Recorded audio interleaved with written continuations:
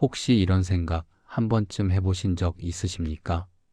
사람은 나쁜 게 아니라 살다 보니 서로를 아프게 할 뿐이다. 이 말이 이상하게도 마음에 오래 남아 밤에 혼자 앉아 있을 때 문득 떠오른 적은 없으신지요? 나는 바로 그 말을 믿고 살아온 사람입니다. 장자크 루소. 사람들은 나를 위대한 사상가라 불렀지만 지금 이 나이가 되어 돌아보니 나는 평생 한 가지를 잘하지 못했습니다. 바로 사람과 함께 사는 일이었습니다. 참 아이러니하지 않습니까? 인간의 본성에 대해 그토록 많은 글을 썼던 사람이 정작 사람 곁에 머무는 법은 배우지 못했다는 것이. 나는 인간을 믿었습니다. 끝까지 믿었습니다. 인간은 태어날 때부터 선하다고 사회가 인간을 타락시킨다고 외쳤습니다. 그 말은 지금도 틀렸다고 생각하지 않습니다. 그러나 이 말을 조심스럽게 덧붙이고 싶습니다. 나는 인간을 믿었지만 사람과 함께 사는 일은 끝내 잘하지 못했습니다. 그 차이를 이해하는 데 평생이 걸렸습니다. 정작 내 곁에 사람이 서는 순간 나는 말로 설명할 수 없는 긴장과 고독을 느꼈습니다. 왜 그랬을까요? 지금도 그 이유를 완전히 설명할 수는 없습니다. 다만 한 가지는 분명합니다.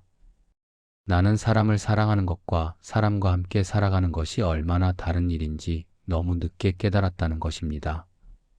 지금 이 이야기를 조용히 듣고 계신 당신이 혹시 비슷한 고독을 한 번쯤 느껴본 적이 있다면 이 이야기를 혼자만의 이야기로 흘려보내지 않으셔도 괜찮습니다. 이 고백이 당신의 마음 어딘가에 조용히 머물렀다면 아무 말 없이 좋아요 한번 눌러주셔도 좋습니다. 그 작은 표시 하나가 이 고독한 이야기가 혼잣말이 아니었다는 신호가 되어줍니다. 나 혼자만의 후회가 아니라는 것을 알게 해줍니다. 사회계약론에서 나는 자유를 말했습니다. 자유란 방종이 아니라 모두가 함께 동의한 규칙 안에서 스스로에게 복종하는 것이라고. 얼마나 그럴듯한 말입니까? 지금 들어도 나쁘지 않은 생각입니다. 그러나 이 고결한 이론 뒤에 숨은 나는 관계 속 자유를 감당하지 못하는 인간이었습니다. 이것이 내가 평생 안고 살아온 모순입니다. 누군가 나에게 기대는 순간 그 기대가 족쇄처럼 느껴졌습니다. 사랑도 아이도 가족도 나의 자유를 위협하는 것처럼 느껴졌지요. 지금 생각하면 얼마나 어리석은 생각이었는지 모릅니다. 사랑하는 사람이 내게 기대는 것이 왜 족쇄처럼 느껴졌을까요? 그것은 사랑이 아니라 내 자신에 대한 두려움이었습니다. 나는 공동체의 자유는 설계했지만 사적인 관계의 자유는 한 번도 연습하지 못했습니다. 머리로는 이해했지만 가슴으로는 받아들이지 못했습니다. 사람을 믿는 일과 사람과 함께 살아가는 일은 생각보다 많이 다르다는 것을 나는 너무 늦게, 정말 너무 늦게 깨달았습니다. 그리고 그 깨달음이 찾아왔을 때는 이미 돌이킬 수 없는 것들이 너무 많았습니다. 나는 인간이라는 존재를 멀리서 바라볼 때 가장 잘 이해했습니다. 글 속에서, 문장 속에서, 사상이라는 거리 안에서 인간은 참으로 선해 보였습니다.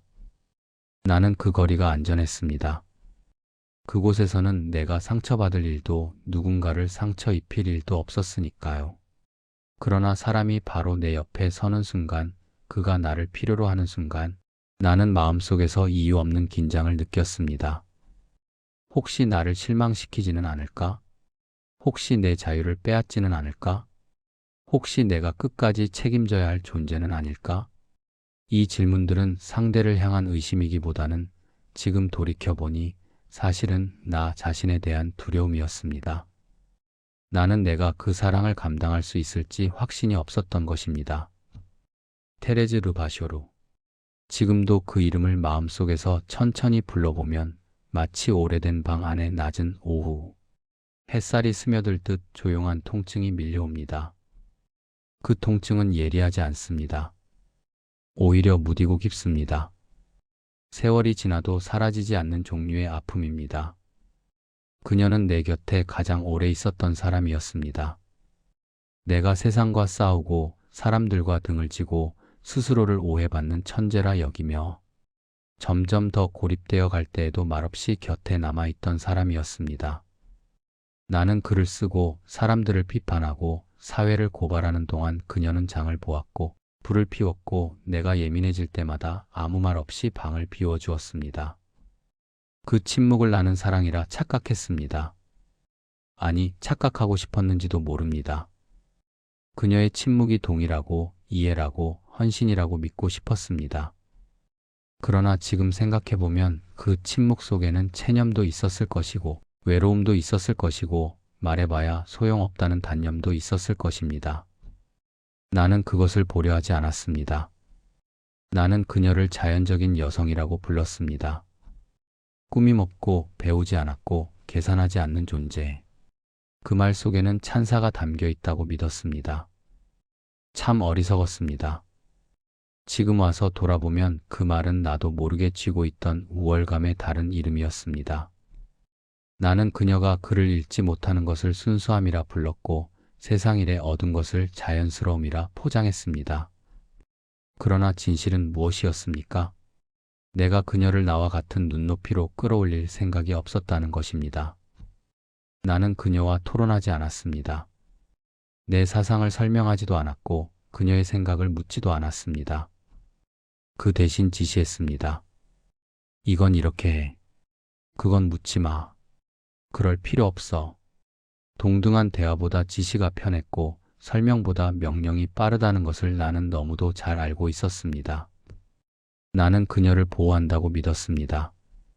그러나 실은 그녀를 내 세계 안에 가두고 있었습니다. 이것이 내가 저지른 가장 큰 잘못 중 하나입니다.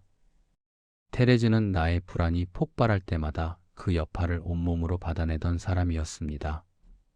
내가 사람들의 비난에 예민해질 때, 세상이 나를 이해하지 못한다고 분노할 때 나는 그녀에게 그 분노를 풀었습니다. 얼마나 비겁한 일입니까? 세상을 향해 외쳐야 할 분노를 가장 가까운 사람에게 쏟아낸 것이 그녀는 내 사상의 대상이 아니라 내 감정의 완충제였습니다. 나는 그녀를 동반자가 아니라 도구처럼 대했습니다. 지금 이 말을 하는 것조차 부끄럽습니다. 그러나 사실입니다. 나는 그렇게 살았습니다. 나는 그녀의 무지를 탓하지 않으면서도 그 무지를 이용했고 그녀의 순종을 사랑한다고 말하면서도 그 순종이 흔들릴까 늘 경계했습니다.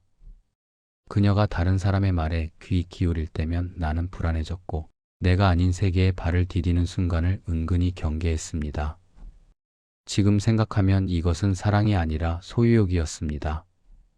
집착이었습니다. 그래서 나는 그녀를 사회로부터 떼어놓았습니다. 사교를 멀리하게 했고 사람들 앞에 나서는 것을 불편해했습니다.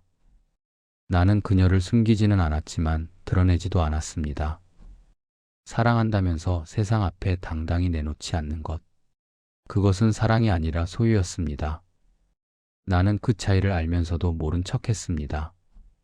나는 그녀와 함께 살았지만 함께 성장하지는 않았습니다. 나의 사유는 높아졌고 그녀는 늘 같은 자리에 머물렀습니다. 그러나 그것은 그녀의 한계가 아니라 내가 만든 거리였습니다. 내가 그녀에게 손을 내밀지 않았기 때문입니다. 지금 와서 생각해보면 테레즈는 나를 이해하지 못한 여인이 아니라 내가 이해하려 하지 않았던 인간이었습니다. 그녀는 나의 철학 속 자연이 아니라 나의 삶 속 현실이었고 나는 그 현실을 감당할 용기가 없었던 것입니다. 그래서 나는 사랑을 선택했지만 존중은 선택하지 않았습니다. 그리고 그 선택의 무게는 늙은 지금까지도 이렇게 조용히 내 마음을 아프게 합니다. 밤마다 조용히 떠오릅니다. 이 이야기는 지금도 나 스스로에게 가장 늦게 꺼내는 고백입니다. 숨을 크게 들이쉬고 나서야 겨우 입 밖으로 꺼낼 수 있는 이야기입니다. 사람들은 묻습니다.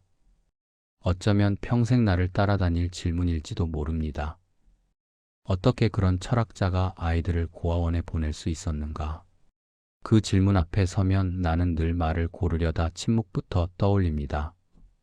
어떤 말로도 변명이 되지 않는다는 것을 알기 때문입니다. 그러나 변명이 아니라 고백으로 이 이야기를 꺼내보려 합니다. 당시에 나는 이미 준비된 답을 가지고 있었습니다. 가난했기 때문이라고, 제대로 키울 수 없었기 때문이라고, 교육을 받을 환경이 아니었기 때문이라고. 나에게는 해야 할 일이 있었기 때문이라고. 이유는 많았고 말은 잘 정리되어 있었습니다. 나는 그 말들을 반복하며 스스로를 설득했습니다. 아니, 마취시켰습니다. 그러나 이제 와서 솔직히 말하자면 그 모든 말은 두려움을 가리는 종이막에 불과했습니다. 나는 아버지가 될 준비가 되어 있지 않았습니다. 아니, 아버지가 되고 싶지 않았습니다. 이 말을 하는 것이 얼마나 부끄러운지 모릅니다. 그러나 이것이 진실입니다.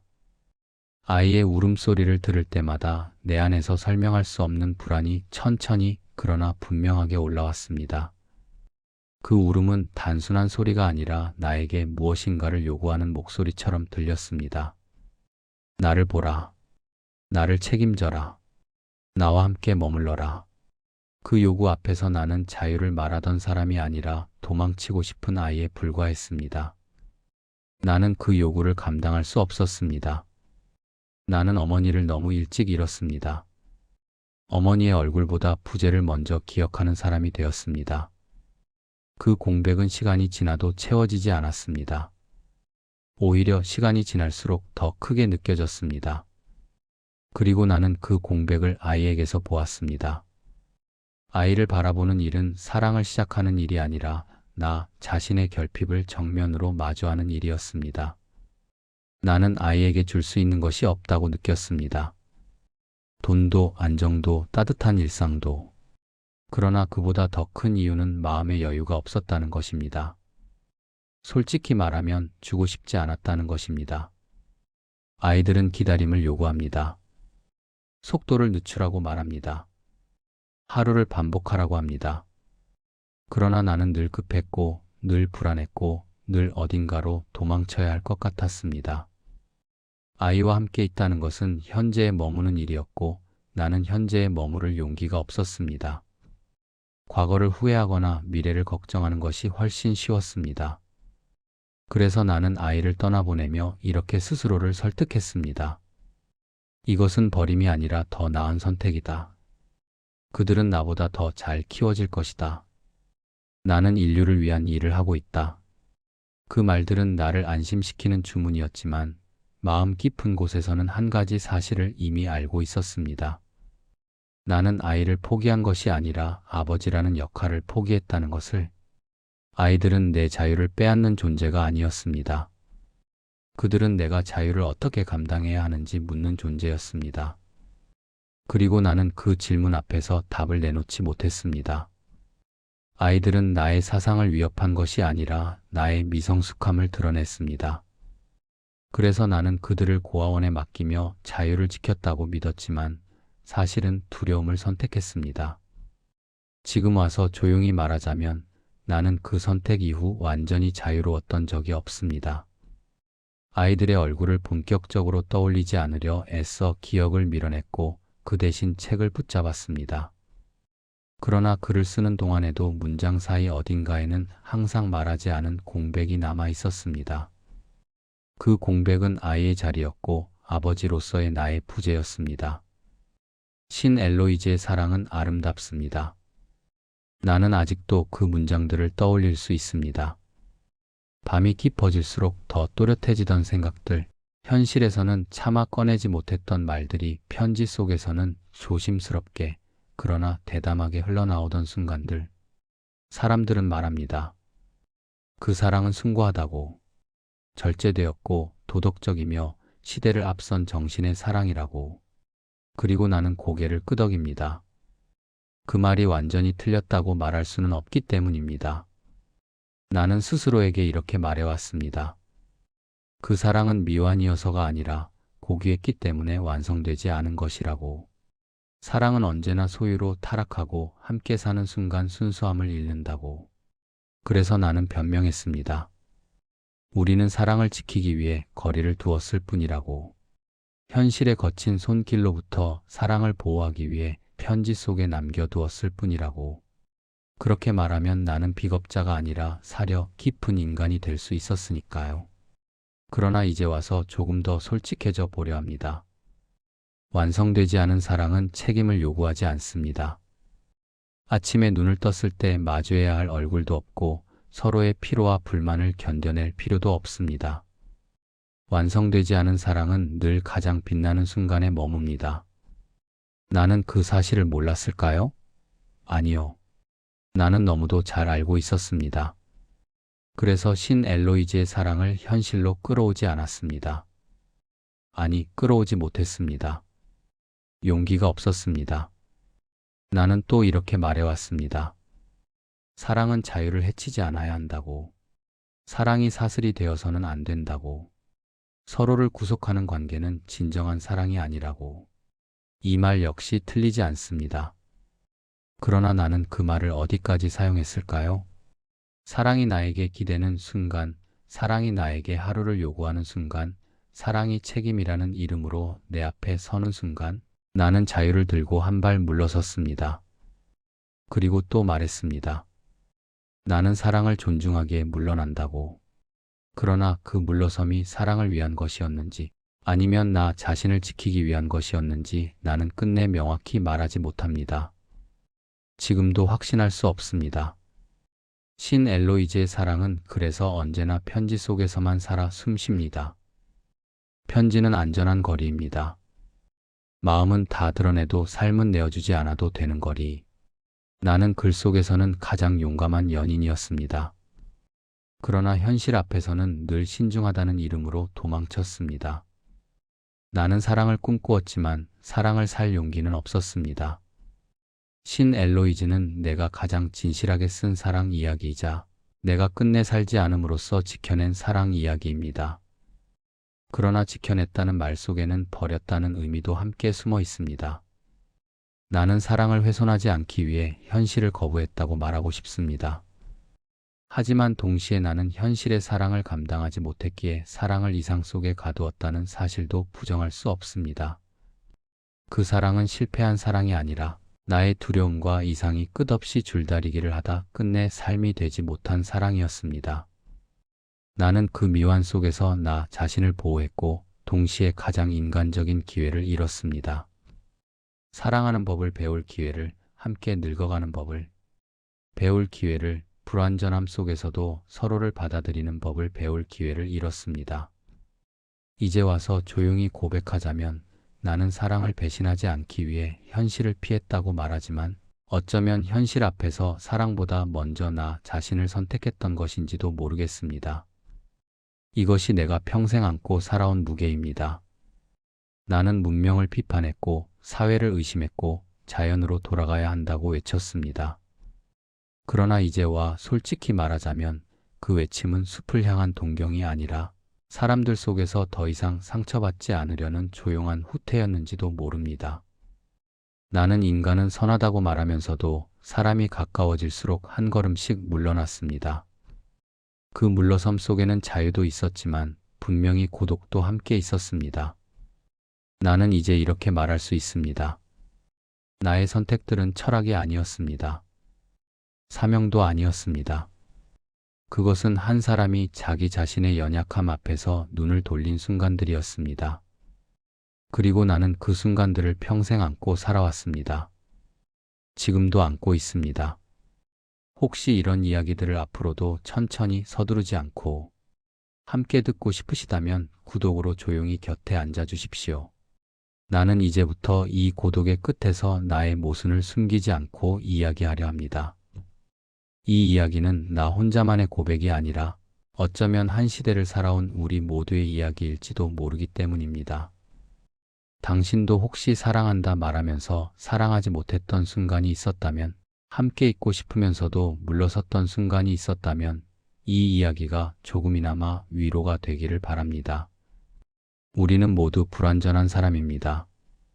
그리고 그 불완전함을 인정하는 것이 어쩌면 진정한 사랑을 향한 첫걸음일지도 모르겠습니다. 감사합니다.